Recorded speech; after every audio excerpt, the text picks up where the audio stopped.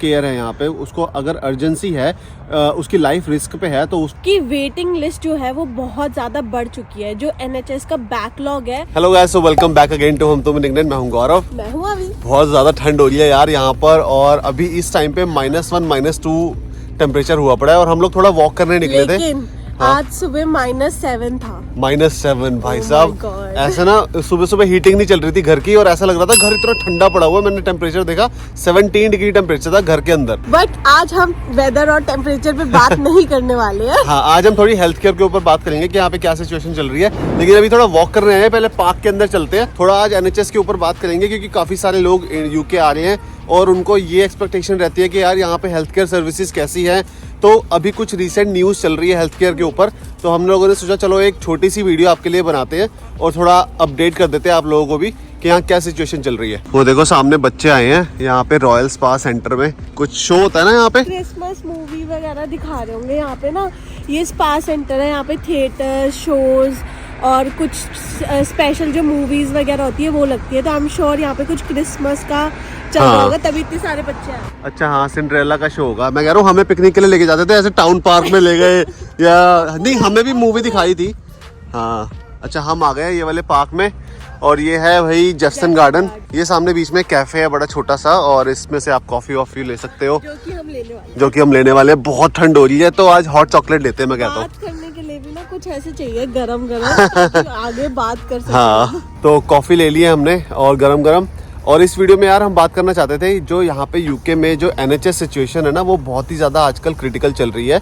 Actually UK में क्या है, काफी ज्यादा नर्सेज ने यहाँ पे स्ट्राइक कर दी है, जो कि हिस्ट्री की सबसे बड़ी स्ट्राइक है इंग्लैंड की। और वो क्यों करी है, क्योंकि NHS में मतलब जो नर्सेज है ना, वो भी कुछ परेशान है, उनके ऊपर भी काफी ज्यादा प्रेशर आ गया है। और काफी ज्यादा जब आप जाते हो A&E में, आपको दिखता है कि वहाँ पे बेड्स नहीं है, और जो नई नर्सेज आ रही है उनको जो ट्रेनिंग करनी होती है उसके पैसे उनको खुद देने पड़ते हैं। तो काफी ज्यादा उनके ऊपर प्रेशर है, पे राइज का भी प्रेशर है। तो उनके ना काफी सारी रिक्वायरमेंट्स है, काफी सारी डिमांड्स है। हाँ। जिसकी वजह से वो स्ट्राइक कर रहे हैं। जो गवर्नमेंट है उन्होंने उनकी डिमांड्स पूरी नहीं की थी। पहले ना कुछ ऐसे वो हुई थी, बातचीत हुई थी, तो उसमें वो उन्होंने पूरी नहीं करी। तो that's why the nurses in NHS decided कि हम लोग स्ट्राइक करेंगे all over UK। So it's not just for England, it's England, Scotland, Northern Ireland and Wales, सारी जगह की जो नर्सेज है उन्होंने डिसाइड किया एक साथ स्ट्राइक करने के लिए। हाँ, और उन्होंने स्ट्राइक करने का एक और रीजन है, जो पे राइज उन्होंने मांगी है वो 19% की पे राइज मांगी है, और गवर्नमेंट बोल रही है कि 19% की पे राइज हम नहीं दे सकते हैं।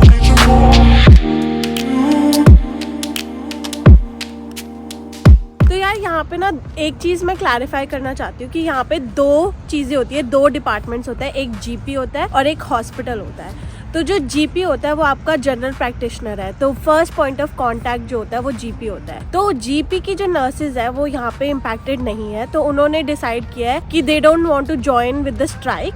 तो ये जो स्ट्राइक है, ये हॉस्पिटल की जो नर्सेज होती है उन्होंने ये स्ट्राइक करी है। तो अगर आप GP के पास जा रहे हो तो वो इम्पैक्टेड नहीं है इस स्ट्राइक से। और ये जो स्ट्राइक है ना, फॉर एग्जांपल अगर हॉस्पिटल में इमरजेंसी केयर वाला ऑप्शन होता है, A&E वाला ऑप्शन होता है, अगर वहाँ पे आपकी कोई अपॉइंटमेंट बुक्ड है तो आप अपनी अपॉइंटमेंट के अकॉर्डिंग प्लान करके वहाँ पे जा सकते हो। ऐसा नहीं है कि वो लोग अगर स्ट्राइक कर रहे हैं तो आप वहाँ पे जा नहीं पाओगे या आपको केयर नहीं मिलेगी, ऐसा नहीं है। तो जो भी ये नर्सेज बोल रही है कि इनफ स्टाफ नहीं है, तो उसके जो इम्पैक्ट्स है वो हम ऑलरेडी देख सकते हैं न्यूज में, कि वेटिंग लिस्ट जो है वो बहुत ज्यादा बढ़ चुकी है। जो NHS का बैकलॉग है, it could be many more reasons.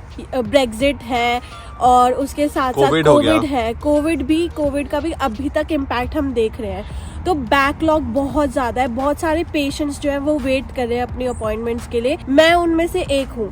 मैंने अपनी एक अपॉइंटमेंट डाली थी, मेरी नोज की सर्जरी हुई थी, उसके बाद मैंने एक अपॉइंटमेंट डाली थी। तो वो उस अपॉइंटमेंट का जो अपडेट है मेरे को अभी तक नहीं मिला। उस बात को 1 साल से भी ज्यादा हो चुका है। तो अगर सोचो, अगर किसी को बहुत बड़ी कोई बीमारी है और वो वेट कर रहा है अपनी अपॉइंटमेंट्स के लिए, अपडेट्स के लिए, तो वो यार ऑब्वियसली इट्स वेरी डिसअपॉइंटिंग। और दूसरी बात ये भी है कि वहाँ पे जो बेड्स है ना NHS में, हाँ इनफ बेड्स नहीं है, फैसिलिटीज अब देखने को मिल रहा है क्योंकि बहुत ज्यादा प्रेशर आ चुका है एनएचएस के ऊपर भी, तो वो देखने को मिल रहा है कि बेड्स नहीं है, इनफ स्टाफ नहीं है, इनफ अपॉइंटमेंट्स अवेलेबल नहीं है। एक और इम्पैक्ट हमने देखा है न्यूज में, आजकल काफी ज्यादा न्यूज में आ रहा है डिफरेंट एरियाज के जो A&E के वेटिंग टाइम्स है। अब A&E क्या होता है? A&E होती है जो इमरजेंसी, अगर आपको कोई इमरजेंसी सिचुएशन है तो आप एक्सीडेंट्स एंड इमरजेंसी एक डिपार्टमेंट होता है, एक एरिया होता है हर हॉस्पिटल में, आप वहाँ पे जाते हो अपने नियरेस्ट हॉस्पिटल में। तो डिफरेंट एरियाज के वेटिंग टाइम्स आ रहे हैं आजकल which is more than 16 hours.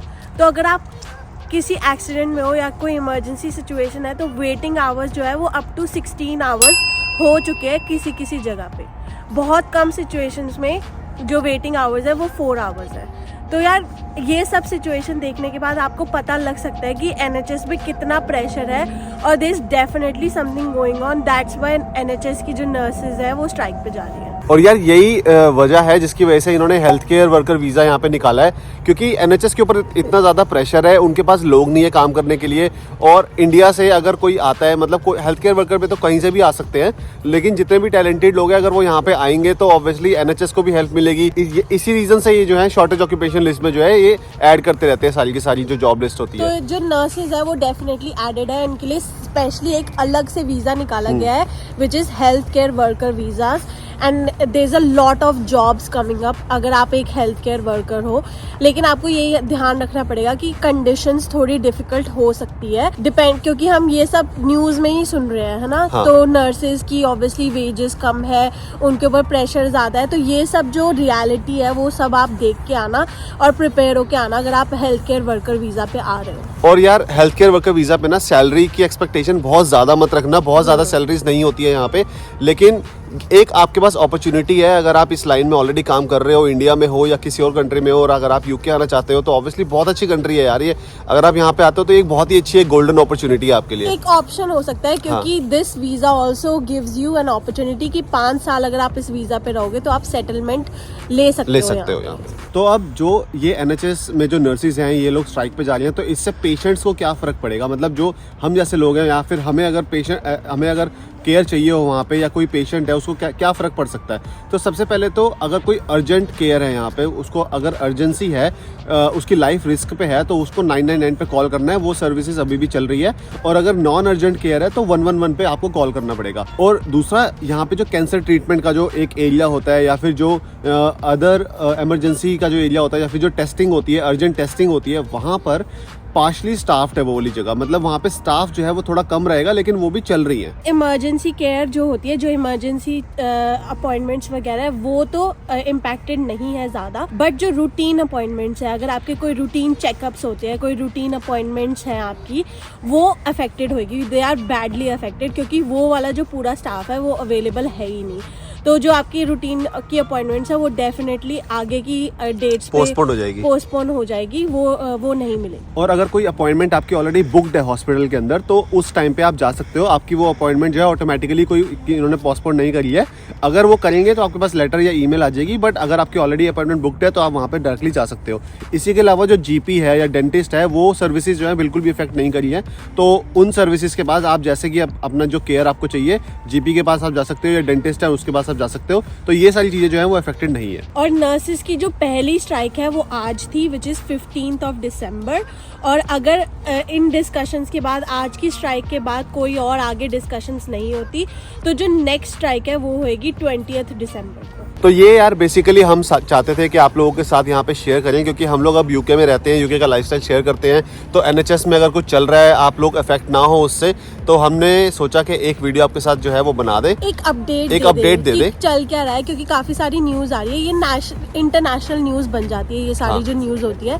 तो इट्स आवर रिस्पॉन्सिबिलिटी कि अगर कुछ भी चल रहा है तो हम शेयर करें आपके साथ कि क्या चल रहा है, यहाँ पे क्या सिचुएशन है। डेफिनेटली थोड़ा बहुत डिले हमने देखा है, अब इमरजेंसी सिचुएशंस में क्या हो रहा है उतनी डिटेल में हमें नहीं पता, बट जो न्यूज में आ रहा है, जो अपडेट्स आ रही है, वो हमने सोचा चलो आपके साथ एक शेयर कर देते हैं वीडियो। और अगर कोई भी आपके डाउट्स हो, कुछ भी चीजें हो, तो आप कमेंट सेक्शन में हमें जरूर बता सकते हो। और अगर वीडियो पसंद आई है तो हमेशा की तरह लाइक जरूर करना, कमेंट करके बताना और चैनल को सब्सक्राइब करके जाना गाइस। तो मिलते हैं नेक्स्ट वीडियो में, तब तक के लिए बाय, टेक केयर।